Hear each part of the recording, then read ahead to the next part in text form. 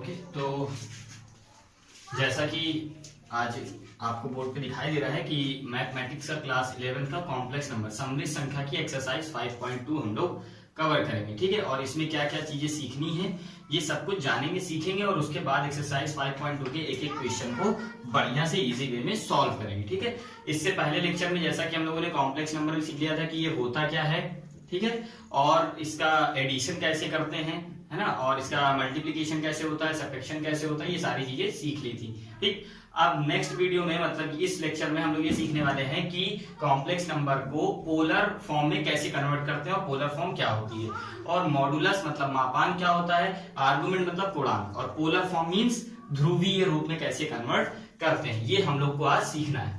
ठीक है, तो जो भी एक्सरसाइज में क्वेश्चंस हैं उनको करने से पहले कुछ चीजें फाइंड कर लेंगे कि कैसे क्वेश्चन को सॉल्व करेंगे और क्या क्या चीजें पूछेगा।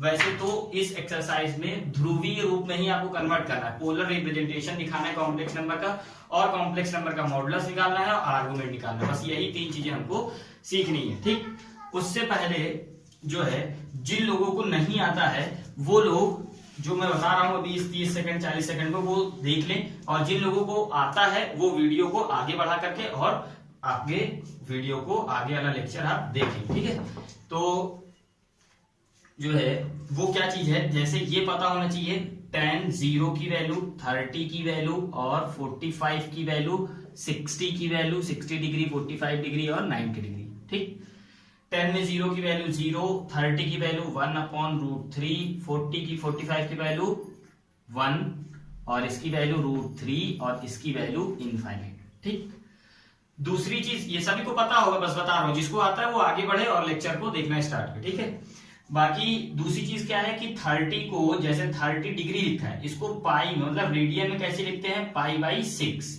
और 45 को रेडियन में क्या लिखेंगे, π/4, और 60 को क्या लिखेंगे, π/3, और 90 को तो आपको पता ही होगा 90 डिग्री को क्या लिखते हैं, π/2। ठीक है, ये बस पता होना चाहिए। ठीक है, और फिर लेक्चर बहुत आसान लगेगा आपको। दूसरी चीज, अगर डिग्री से रेडियन में आते जिन्हें नहीं पता है वो जान ले कि डिग्री से रेडियन में आने के लिए π/180 से मल्टीप्लाई कर देते हैं और सॉल्व करेंगे और आपका कन्वर्ट हो जाएगा किसमें, रेडियन में। π/6 लिखे आगे कि नहीं। ठीक, तो अब आज का जो लेक्चर है मेन वो हम लोग स्टार्ट करते हैं जल्दी से। ये छोटी चीज थी, थोड़ी सी मैंने बता दी है, जिसको नहीं आता वो जान ले तो लेक्चर आपको आसान लगेगा और इजी भी लगेगा। अब बात आती है कि कॉम्प्लेक्स नंबर का पोलर रिप्रेजेंटेशन क्या होता है और मॉडुलस और आर्गुमेंट। तो मॉडुलस इससे पहले लेक्चर में मैंने बताया था कि मॉड z को बोलते हैं। ठीक है, मॉड z का फॉर्मूला मॉड √x² + y², मतलब रियल पार्ट का स्क्वायर, जैसे z था कॉम्प्लेक्स नंबर x + i, ये मान ले तो रियल पार्ट का स्क्वायर करके इमेजिनरी पार्ट का स्क्वायर करके रूट निकाल लेते, वही उसका क्या निकल आता है, मॉडुलस मींस मापांक निकल आता है। इस तरीके तो निकालते ही थे, ये मेथड तो है ही, इससे भी यहाँ पे आप कर सकते हो, सॉल्व करके आंसर वही आएगा। एक दूसरा मेथड भी है, उससे भी हम लोग मॉडुलस यहाँ पे निकालेंगे। ठीक है, और मॉडुलस का एक दूसरा फॉर्म मतलब एक दूसरे चीज से भी रिप्रेजेंट करते हैं जिसका हम लोग आर बोलते हैं।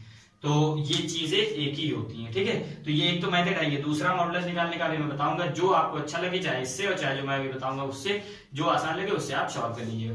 दूसरी चीज आर्गुमेंट, पूर्णांक क्या होता है, तो इसको भी निकालेंगे, क्या होता है ये भी समझेंगे, और जहां ये दोनों चीजें निकल आई तो पोलर रिप्रेजेंटेशन आपका सॉल्व हो गया, समझ लीजिए आपने कर लिया।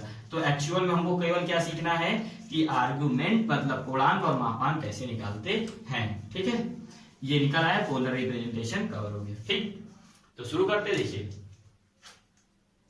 पोलर रिप्रेजेंटेशन केवल ये होता है r cos theta + i sin theta, ये पोलर रिप्रेजेंटेशन है किसी भी कॉम्प्लेक्स नंबर का। जैसे मैंने यहाँ पे कॉम्प्लेक्स नंबर क्या मान लिया, x + i। ठीक, तो इस कॉम्प्लेक्स नंबर का पोलर रिप्रेजेंटेशन क्या होगा, generally r cos theta + i sin theta. r क्या है, मॉडुलस है मतलब मापांक है, ये क्या है, मॉडुलस है, मॉडुलस ऑफ कॉम्प्लेक्स नंबर। और जो ये थीटा एंगल दिख रहे हैं इसी को हम लोग बोलते हैं argument, argument of complex number, मतलब पूर्णांक समृद्ध संख्या का। पूर्णांक कोण होगा तो इसीलिए थीटा है। ठीक है, और ये एक कॉम्प्लेक्स नंबर है ये। तो इसी तरीके मतलब हर एक कॉम्प्लेक्स नंबर को इस फॉर्म में कन्वर्ट करेंगे और इसी फॉर्म को हम लोग ध्रुवीय रूप या पोलर रिप्रेजेंटेशन बोलते हैं। ठीक, अब इसमें अगर कन्वर्ट करना है तो हमको आर और थीटा पता होना चाहिए। तो अभी आर हम लोग एक मेथड तो सीख चुके हैं, मॉडुलस कैसे निकालते हैं, दूसरा भी सीखेंगे, उससे निकल आएगा। थीटा कैसे निकालते हैं ये समझते हैं और फिर चैप्टर क्लोज। फिर एक्सरसाइज 5.2 के एक एक क्वेश्चन सॉल्व करेंगे और बढ़िया से इजी वे में आंसर निकालेंगे। ठीक है, थोड़ा सा जनरल के लिए मतलब नॉलेज के लिए आप लोग ये जान लीजिए कि ये थीटा क्या है और आर क्या है ना।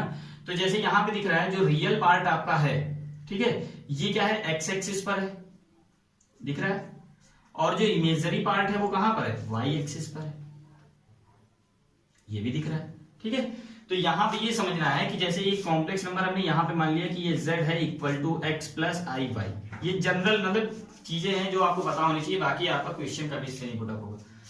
तो अगर ये डिस्टेंस मैंने मान ली कि ये r है, x पर कितनी डिस्टेंस है x, और y एक्सिस पर कितनी है y। ठीक, तो ओरिजिन पॉइंट से, मूल बिंदु से उस कॉम्प्लेक्स नंबर के बीच की डिस्टेंस जो होती है उसी को हम लोग क्या बोलते हैं, r। इसको क्या बोलते हैं, r, मॉडुलस। ठीक, तो समझ में आ गया मॉडुलस क्या होता है, ओरिजिन पॉइंट से उस कॉम्प्लेक्स नंबर के बीच की डिस्टेंस। और थीटा जो आर्गुमेंट है वो क्या होता है कि x एक्सिस से उसका कितना मतलब स्लोप है, थीटा कितना है, इसी को आर्गुमेंट बोलते हैं, ये होता है इसका मतलब। ठीक है, और ये पता होना चाहिए आपको, ये थीटा हम जब भी निकालते हैं एक्स एक्सिस से तो वो tan थीटा से निकालते हैं, इसीलिए मैंने अभी tan वाली चीजें बताई थी, तो tan की यूज होगा। ठीक है, इतना समझ गए, कोणांक यही होता है। बस ये चीजें थी जो मैंने बता दी। अब चलते हैं मॉडुलस और आर्गुमेंट निकालने के लिए। ठीक है, और पोलर फॉर्म तो अपने आप आ ही जाएगी। ठीक है, तो देखते हैं उसके लिए जो है, देखिए कुछ चीजें उससे पहले हम लोग जान लेते हैं ताकि आसानी होगी। अब बस बहुत जल्द हम लोग पोलर फॉर्म और मॉडुलस आर्गुमेंट सीख लेंगे। ये होता है प्लस एक्स, ये होता है प्लस वाई, ये होता है माइनस एक्स, ये होता है माइनस। अब मैं जो बता रहा हूं इसको बहुत बढ़िया से सीखिएगा, ये सीख गए आपका तीनों चीजें कवर हो जाए। ठीक है, देखिए फर्स्ट कोऑर्डिनेट ये होता है, सेकंड ये होगा, बताया पता होगा सभी को, थर्ड ये होता है और फोर्थ ये होता है, ये भी पता होगा। दूसरी चीज, फर्स्ट क्वाड्रेंट में दोनों चीजें क्या होंगी, x और y दोनों पॉजिटिव पॉजिटिव होते हैं। सेकंड में x माइनस वाई प्लस, ठीक, यहां पर दोनों माइनस होंगे, यहां पर प्लस और माइनस x की वैल्यू। तो x और y यहां पे हम लोग जानते हैं, लेकिन हम लोग यहाँ पे कॉम्प्लेक्स नंबर पढ़ रहे हैं तो वो complex number x is equal to x plus i y मानते हैं। तो यहाँ पे हम एक्स वाई ना बोल करके क्या बोलेंगे कि रियल पार्ट जो है वो रियल पार्ट x एक्सिस पे होगा और इमेजिनरी पार्ट y एक्सिस पे। इट मींस रियल वाला और इमेजनरी वाला दोनों पॉजिटिव है तो फर्स्ट क्वाड्रेंट, अगर रियल वाला निगेटिव है, इमेजनरी वाला पॉजिटिव है तो सेकंड क्वाड्रेंट में होगा कोणा, मतलब जो आर्गुमेंट होता है थीटा, और दोनों ही निगेटिव में दोनों पार्ट तो वो थर्ड क्वाड्रेंट में होंगे, और अगर रियल पार्ट पॉजिटिव है और इमेजनरी पार्ट निगेटिव है तो वो फोर्थ क्वाड्रेंट में होंगे। पहचान लिया, ये तरीका है। बुकों में जो तरीका बताते हैं कि सबसे पहले देखिए जो आपका आर्गुमेंट होता है इसको बताने का सबको अलग अलग तरीका कि वो थीटा कैसे निकालते हैं। आर्गुमेंट वही थीटा होता है, पूर्णांक है ना, तो इसको निकालने का सभी लोग अलग अलग तरीका बताते हैं। मेरा जो मेथड है वो मैं साइन से ही बता दूंगा और वो सबसे आसान और बेस्ट तरीका मुझे लगता है, और उसी से आप भी यूज करिएगा। बाकी दोनों मेथड में बता रहा हूँ, एक तो मैंने बता दिया यहाँ से कि अगर दोनों पार्ट पॉजिटिव है तो फर्स्ट में होगा, अगर रियल निगेटिव है और जो इमेजनरी है वो पॉजिटिव है तो वो सेकंड में होगा, अगर दोनों पार्ट निगेटिव है तो वो थर्ड में होगा, अगर रियल पॉजिटिव है इमेजनरी निगेटिव है तो फोर्थ में होगा। तो यहां से आप आसानी से समझ सकते हैं। दूसरी चीज क्या है कि पहचानते कैसे कि फर्स्ट में या सेकंड में मतलब उसमें किस क्वाड्रेंट में है। तो यहां पर ऑल पॉजिटिव होता है, ये ट्रिग्नोमेट्री में आपने पढ़ा होगा। सेकंड क्वाड्रेंट में साइन पॉजिटिव होता है, थर्ड क्वाड्रेंट में tan पॉजिटिव होता है और फोर्थ क्वाड्रेंट में cos पॉजिटिव होता है, ये पता होता है। तो यहां पर साइन और cos आएगा, पोलर फॉर्म जो अभी हमने बताई थी, r cos theta plus sin theta. तो साइन और cos की वैल्यू पॉजिटिव और निगेटिव देख करके हम लोग पता करते हैं कि कौन से क्वाड्रेंट में है। ठीक, तो वो हमको लगता है कि थोड़ा सा अगर ये नहीं लर्न हुआ ट्रिग्नोमेट्री वाला तो बच्चा गलत कर सकता है, तो आप गलत करने की कोई संभावना ही नहीं है। ठीक है, हमने जो बताया है वो आप डायरेक्ट ही देख के बता देंगे कि कौन से क्वाड्रेंट में है। ठीक, तो अब जब आपको ये पता चल जाएगा कि वो कौन से क्वाड्रेंट में है थीटा, देखिए आर जो होता है, जो मॉडुलस है, ये बहुत आसान चीज होती है और ये सब में तुरंत निकल आती है। बस जो गलतियां होती है बच्चों की वो किसमें, थीटा में, कोणांक में। इट मीन्स आर्गुमेंट निकालने में बहुत ज्यादा गलतियां होती हैं, तो इसको ही सीखते हैं। तो इसको सीखने के लिए पहले पहचानते हैं कि थीटा कौन से क्वाड्रेंट में है। तरीका बता दिया कैसे पहचानेंगे। दोनों पार्ट पॉजिटिव हैं तो फर्स्ट, अगर एक पार्ट निगेटिव मतलब रियल पार्ट निगेटिव और इमेजिनरी पार्ट पॉजिटिव है तो वो सेकंड में, इसी तरीके फोर्थ और थर्ड में। ठीक, अब जब पहचान गए कि कौन से क्वाड्रेंट में है, अब अगर आपका थीटा फर्स्ट क्वाड्रेंट में है तो जो भी थीटा आपका आंसर मतलब जो भी थीटा आ रहा है वो आप लिख देंगे और आंसर किसमें लिखेंगे, निगेटिव में। नो चेंज होगा थीटा में, थीटा में क्या होगा, नो चेंज, और क्या होगा आंसर, पॉजिटिव में। यहां पर अगर सेकंड क्वाड्रेंट में अगर आप हैं, ठीक है, सेकंड क्वाड्रेंट में हैं तो क्या करना है, जो भी थीटा आपका निकल के आ रहा है उसको आप पाई से लेस कर दीजिए, अपने थीटा को पाई से लेस कर दीजिए और आंसर यहां पे अभी भी किस में देंगे, आप पॉजिटिव में देंगे। ठीक, थर्ड क्वाड्रेंट में अगर है तो आपको क्या करना है, पाई से अपने थीटा को लेस कर देना है और आंसर आपकी किस में देना है, निगेटिव में देना है। फोर्थ में अगर है तो आपके थीटा में नो चेंज होगा, नो चेंज होगा, बट जो आंसर अब आप लिखेंगे वो निगेटिव में लिखेंगे। बस फिर चैप्टर खत्म, ये आ गया, सब आ गया। ठीक, आर निकालने का सबसे बेस्ट मेथड जो मैंने बताया है उससे भी आप निकाल सकते हो, अगर नहीं निकाल सकते हैं तो अभी एक और मेथड बता रहे हैं वो निकल आएगा, बहुत आसान है। थीटा ही मेन दिक्कत करता है, तो थीटा निकालने का मैंने बता दिया, पहले आप पहचान ले कि थीटा कौन से क्वाड्रेंट में है, वो मैंने बता दिया। चाहे आप ट्रिग्नोमेट्री वाले से आप देख लें, और या जो मैंने बेस्ट ट्रिक बताई है क्या, कि अगर दोनों पार्ट पॉजिटिव है तो फर्स्ट क्वाड्रेंट में, अगर रियल निगेटिव है और इमेजिनरी पॉजिटिव है तो सेकंड में, अगर रियल और इमेजिनरी दोनों निगेटिव है तो वो थर्ड में होगा, और अगर रियल पॉजिटिव है इमेजिनरी निगेटिव है तो वो फोर्थ में होगा। अब अगर आप ये पहचान गए कि वो कौन से क्वाड्रेंट में है तो फिर अगर फर्स्ट में आप पहचान गए तो थीटा में नो चेंज और आंसर जो भी होगा वही पॉजिटिव में, और अगर सेकंड क्वाड्रेंट में है तो अपने थीटा को पाई से लेस कर दीजिए और आंसर पॉजिटिव में दीजिए। थर्ड में अगर है तो अपने थीटा को पाई से लेस करिए और आंसर निगेटिव में दीजिए। फोर्थ में अगर है तो थीटा में नो चेंज होगा और आंसर निगेटिव में लिख देंगे, बस। ओके, समझ में आ गया। अब मैं क्वेश्चन पे जो है चलता हूं और सॉल्व करता हूं एक क्वेश्चन, सबको समझ में आएगा। बस अभी जो मैंने बताया ये अगर जिसने सीख लिया वो सारे क्वेश्चन सॉल्व कर लेगा बड़ी आसानी से और कुछ भी गलत नहीं होगा। ठीक, अगर कुछ भी चीज अभी भी आपको डाउट है तो आप कमेंट में लिखिएगा, नेक्स्ट वीडियो में आपका वो डाउट क्लियर कर दिया जाएगा। ठीक है, आप सीखते हैं और क्वेश्चन नंबर 1 की तरफ चलते हैं। क्वेश्चन नंबर फर्स्ट, ठीक, बोल रहे हैं कि z is equals to -1 minus i√3, ये लिखा हुआ।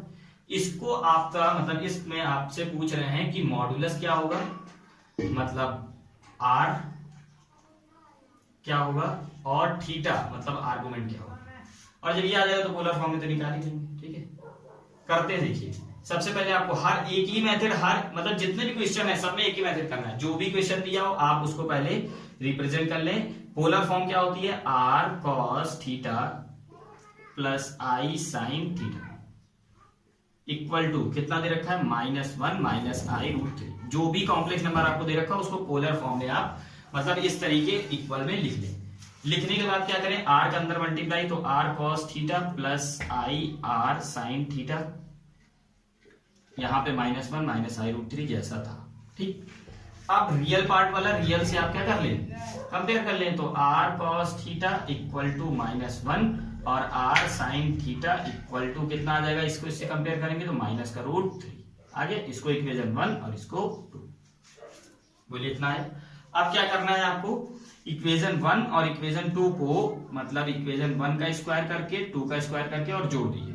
ठीक, अब जब आप जोड़ देंगे तो देखिए क्या हो जाएगा, इसका आपने स्क्वायर किया,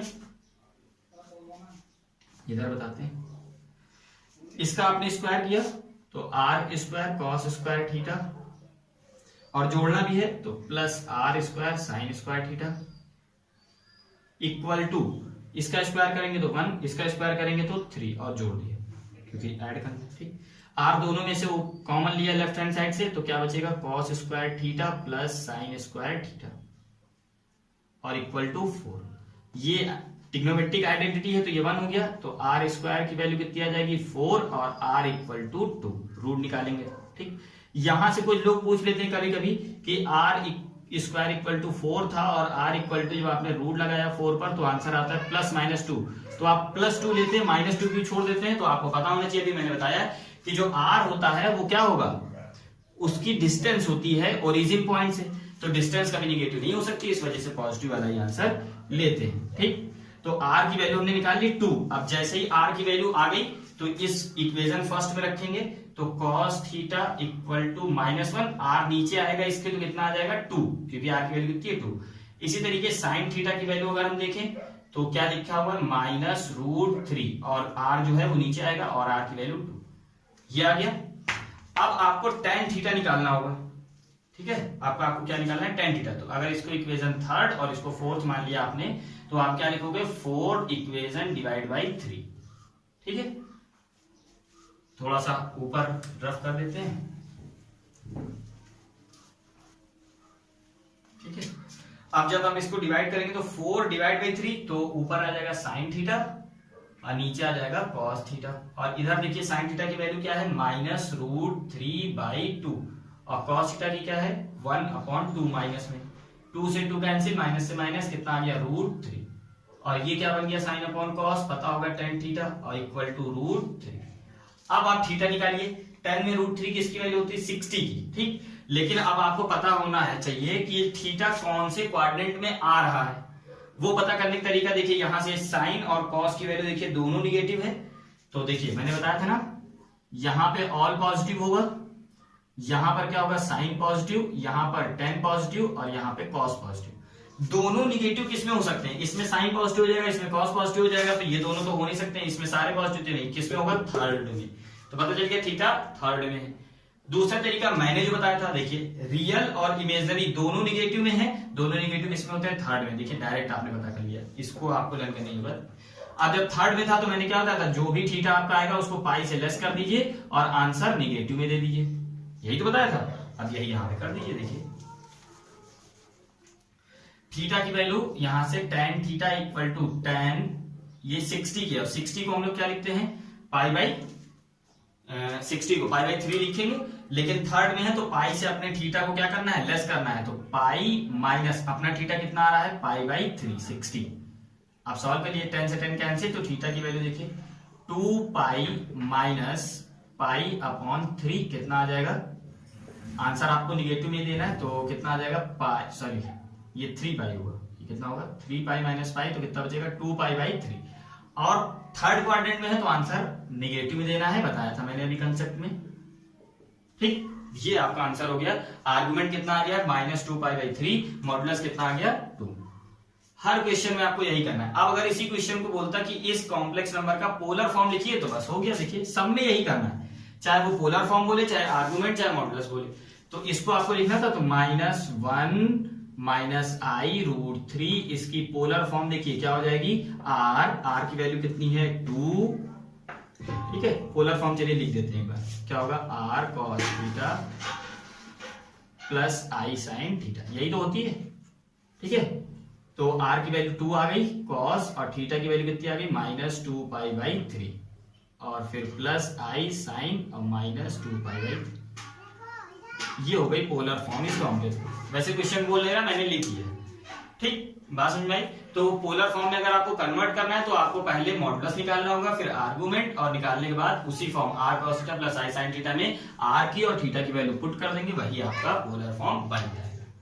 हर एक क्वेश्चन जितने भी हैं इसमें सब में इसी तरीके करना है, बस जो कंसेप्ट मैंने बताया उस कंसेप्ट से आप करेंगे, कभी भी कोई भी क्वेश्चन गलत नहीं होगा, ठीक है। बात समझ में आ गई, ओके। नेक्स्ट क्वेश्चन की तरफ चलते हैं। हाँ, अभी भी इसमें कोई भी डाउट हो तो आप कमेंट में लिखिएगा, वो डाउट आपका नेक्स्ट वीडियो में क्लियर किया जाएगा। आंसर नंबर सेकंड की तरफ चलते हैं, और क्या है ये बोल रहे हैं कि z equal to -√3 plus i, ये दे रहे हैं, और कह रहे हैं फिर इसी का मापांक और गुणांक, मतलब मॉडुलस और आर्गुमेंट निकालिए। क्या निकालिए, मॉडुलस और आर्ग्यूमेंट, ठीक है। तो आप लोग वीडियो पॉज करके एक बार ट्राई करें, उसी तरीके करना है, मैं भी उसी तरीके करूंगा। आप ट्राई करके नहीं आता तो मेरा सोल्यूशन देखिए, ठीक है, मैं सॉल्व कर रहा हूं, ठीक है। देखिए फिर वही क्या करना है, जो भी दे रखा हो कॉम्प्लेक्स नंबर उसको क्या करना है पोलर फॉर्म में लिख लीजिए। तो r cos theta plus i sin theta equal to -√3 plus i. अच्छा एक चीज और, कौन से कोऑर्डिनेट में है देखिए तुरंत आपको पता चल जाएगा और आंसर अभी भी वही आएगा। देखिए रियल पार्ट एक्स एक्सिस को शो करता है, एक्स किस में है माइनस में, वाई किस में है प्लस में।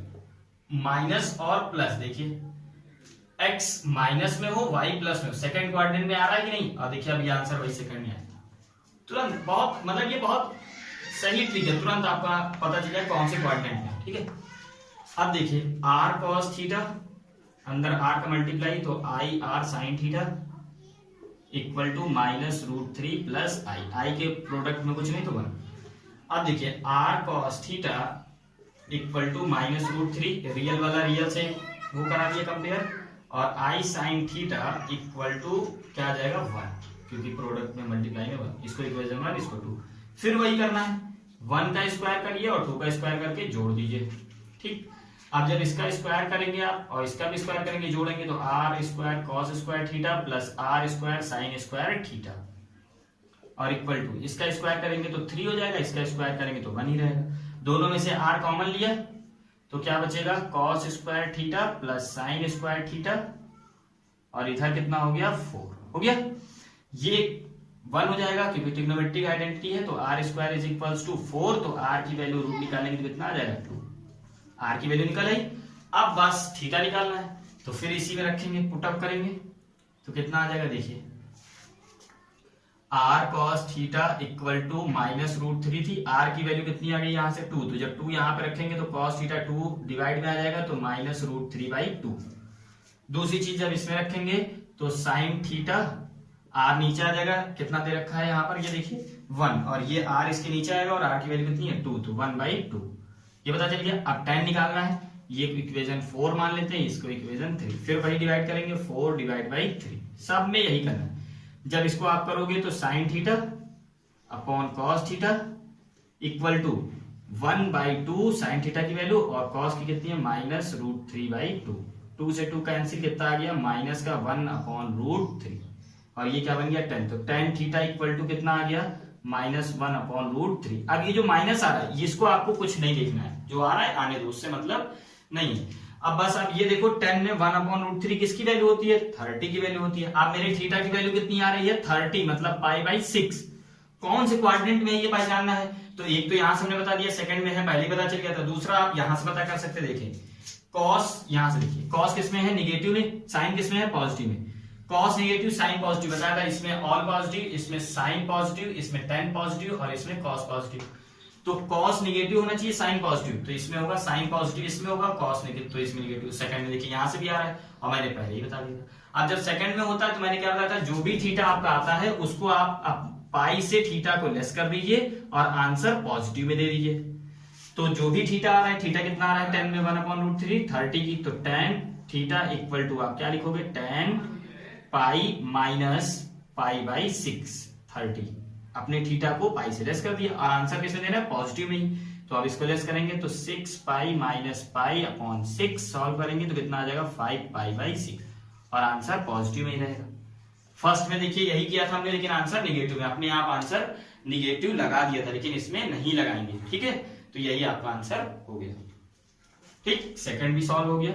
कोई डाउट हो तो कमेंट में आप पूछ सकते हैं, ठीक है, और उसे जल्द से जल्द आपका डाउट क्लियर किया जाएगा। बस जो कंसेप्ट बताया अगर वो है तो कोई भी डाउट आपको नहीं होगा, फिर भी अगर होता है तो आप पूछ सकते हैं, फिर से बताया जाएगा। ठीक है, और आई होप कि जो मेथड मैंने बताया कि ये जो आर्गुमेंट कैसे निकालते हैं बहुत बेस्ट मेथड है और बहुत अच्छा मेथड है, कभी गलत नहीं होता है। ठीक है, उसके बाद चलते हैं क्वेश्चन नंबर 3 की ओर।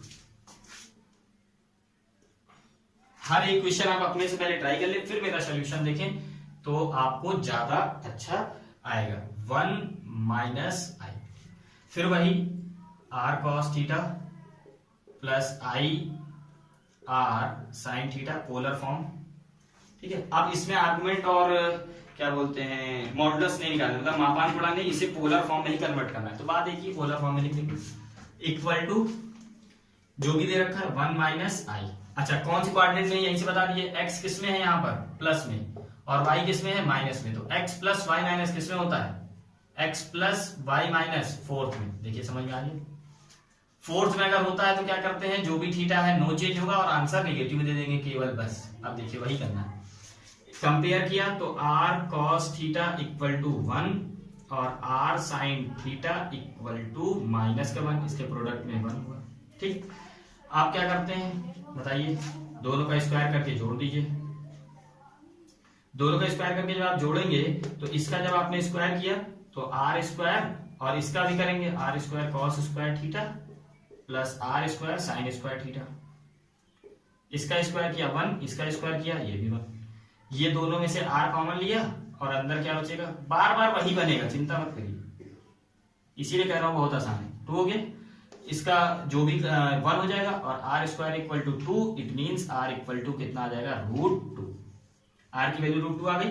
अब फिर क्या करते हैं, इस r की वैल्यू जो भी आती है उसको फर्स्ट और सेकंड इक्वेशन में पुट कर देते हैं। तो जब इसमें पुट करेंगे तो देखिए r की जगह पे √2 cos थीटा इक्वल टू 1, ठीक है। तो cos थीटा इक्वल टू कितना आ जाएगा, 1/√2। दूसरा इसमें रखेंगे तो √2 sin थीटा इक्वल टू कितना है, -1। तो sin थीटा इक्वल टू -1/√2 आ गया। अब हम लोग पहले ही पहचान चुके फोर्थ क्वाड्रेंट में है, इसलिए कुछ करना ही नहीं है। बाकी अगर जिसको नहीं आ रहा है वो यहां से देख सकता है, cos पॉजिटिव sin निगेटिव। तो cos पॉजिटिव फोर्थ में होता है और sin इसमें निगेटिव होगा, तो फोर्थ में यहां से लिया है। अब क्या करते हैं, इन दोनों को डिवाइड करते हैं, sin theta upon cos theta. sin की वैल्यू कितनी है, -1/√2 और नीचे इसकी वैल्यू क्या है, 1/√2 प्लस में है cos। ये पूरा कैंसिल, तो माइनस का 1 बचा और ये क्या बन गया, tan theta. tan theta equal to -1। 10 में माइनस हम होता है, कुछ नहीं देखना है इसको। 1 देखिए किसकी वैल्यू होती है 10 में, 45 अभी बताया था, और 45 को हम लोग क्या लिखते हैं, π/4। और फोर्थ में होता है तो जो भी आंसर आता है नो चेंज थीटा में, और जो भी आंसर आएगा वो निगेटिव में लिख दीजिए केवल। तो यहां से क्या लिख देंगे, tan theta equal to tan -π/4।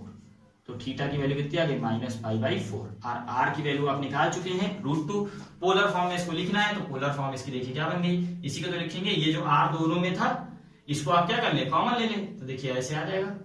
तो बस r की वैल्यू कितनी है, √2 cos, और थीटा की वैल्यू कितनी है यहाँ पर, π/4 माइनस में, तो क्या लिखेंगे, -π/4 और फिर प्लस i sin -π/4। ये आपकी पोलर फॉर्म बन गई। देखिए सब में सेम वही कर रहा हूं। थर्ड भी हो गया, फोर्थ भी बहुत आसान है, फिफ्थ भी बहुत आसान है, ठीक है, एकदम सेम जिस तरीके बताइए इसी तरीके करिए। 6, 7 और 8, तो 7th भी आसान है, 6 और 8 एक टाइप का है, उन दोनों में से कोई एक बताता हूं और बाकी आप लोग सॉल्व करिएगा। नहीं आता है तो कमेंट बॉक्स में लिखिएगा, आपको नेक्स्ट वीडियो में उसका सोल्यूशन, और कोई भी डाउट होगा तो उसको क्लियर कर दिया जाएगा। आप लोग अपनी ईमानदारी से सारे क्वेश्चन बुक में जितने हैं वो आप सॉल्व किया करें। नहीं आता है तो कमेंट बताया करें, उससे आपका नेक्स्ट वीडियो में सोल्यूशन दिया जाएगा। एक क्वेश्चन सॉल्व कर लेते हैं हम लोग, जैसे क्वेश्चन नंबर 6, ठीक है। 6 और 8 उसी तरीके है। तो 6 में केवल z इक्वल टू दे रहे हैं -3 और 8 में दे रहे हैं z इक्वल टू i। तो दोनों कंसेप्ट एक ही है, जो पार्ट गायब हो उसको 0 मान लो। तो यहाँ पे i दे रखा है, रियल पार्ट गायब है, इस वजह से यहाँ पे 0 प्लस i कर लेंगे। यहाँ पे रियल पार्ट भी रखा है, इमेजनरी 0 है, तो i इंटू 0 कर लेंगे, ठीक है। बाकी आप सॉल्व करते हैं, देखिए फिर वही r cos theta polar form में लिख लेते हैं, i r cos, सब बार बार मतलब सेम चीज बार बार रिपीट करना है। क्या हो जाएगा, -i plus i into 0। r cos theta से कंपेयर किया तो कितना आ गया, -3। r sin थीटा से मतलब इमेजिनरी पार्ट कंपेयर किया तो कितना आ गया, 0, प्रोडक्ट में है तो 0। अब क्या करेंगे, इक्वेशन 1 और 2 का स्क्वायर करके जोड़ देंगे, सेम चीजें, ठीक। तो 1 का स्क्वायर करते हैं कितना हो जाएगा, ये r square cos square theta plus r square sin square theta equal to इसका स्क्वायर 9 और इसका स्क्वायर 0, जोड़ दिया। फिर दोनों में से r कॉमन लेते हैं, फिर cos स्क्वायर थीटा अंदर बचेगा और sin स्क्वायर थीटा, और इधर 9। अब ये 1 हो जाएगा पूरा, r स्क्वायर की वैल्यू 9, इसका मतलब r की वैल्यू 3। r की वैल्यू 3 आ गई, जो भी r की वैल्यू आई उसको फिर इसमें और इसमें पुट अप करेंगे, ठीक। हाँ, दूसरी चीज कौन से क्वाड्रेंट में, यहीं से देख लीजिए, x किस में है, माइनस में, और y किस में है, प्लस में। x किस में, ये वाला नहीं बता रहा हूं, ये बता, x किस में है, माइनस में, और ये किस में है, पॉजिटिव में। तो x माइनस और y पॉजिटिव किस में होगा, देखो x माइनस और y पॉजिटिव सेकंड में, तो सेकंड क्वाड्रेंट में, सेकंड में होता है तो हम लोग जानते हैं पाई से अपने थीटा को लेस कर देते हैं और आंसर पॉजिटिव में देंगे। ठीक है, बात समझ में आ रही, बस हो गया। देखिए अब यहां से क्या करेंगे, r की वैल्यू जैसे पुटअप करेंगे तो cos थीटा इक्वल टू -3 है, r की वैल्यू यहाँ पे 3 रखेंगे तो डिवाइड में आएगा इसके, तो ये ऐसा, और ये क्या हो जाएगा -1। फिर sin थीटा की अगर वैल्यू देखें तो 0 है, और नीचे क्या आ जाएगा r की वैल्यू 3, तो 3, ये कितना हो गया 0। फिर क्या करते हैं, दोनों को डिवाइड, तो डिवाइड करेंगे तो sin theta upon cos theta, sin theta की वैल्यू कितनी है 0, cos थीटा की वैल्यू कितनी है -1, तो ये 0 पूरा हो गया। tan थीटा इक्वल टू कितना आ गया 0। अब tan में 0 किसकी वैल्यू होती है, 0 की। तो अब सेकंड में है, थीटा को पाई से लेस करते हैं, तो अब आंसर निकाल लें हम लोग, theta equal to tan pi minus 0 की वैल्यू होती है तो 0, और आंसर किसमें देंगे, अब की सेकंड में है ना ये, तो पॉजिटिव में देंगे। तो tan से tan कैंसिल, तो थीटा की वैल्यू कितनी आ जाएगी पाई, और पॉजिटिव ही रहेगा।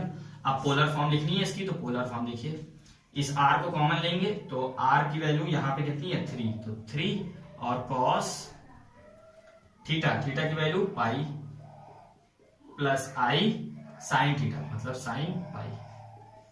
ठीक, यही अगर 3 अंदर मल्टीप्लाई करेंगे तो आ जाएंगे, ये आपकी क्या हो गई पोलर फॉर्म। इसी तरीके से 7th भी है, 8th भी है, सॉल्व करिएगा, नहीं आता है तो पूछेगा। आई होप कि जो मेथड बताया है वो अच्छा है और आपको समझ में भी आया होगा। फिर भी नहीं आता है तो कमेंट में आप लिखिए, आपका नेक्स्ट वीडियो में वो डाउट क्लियर कर दिया जाएगा। ठीक है, आगे ऐसे ही पढ़ते रहे और कंटिन्यू करते रहे। ठीक है, ओके बाय।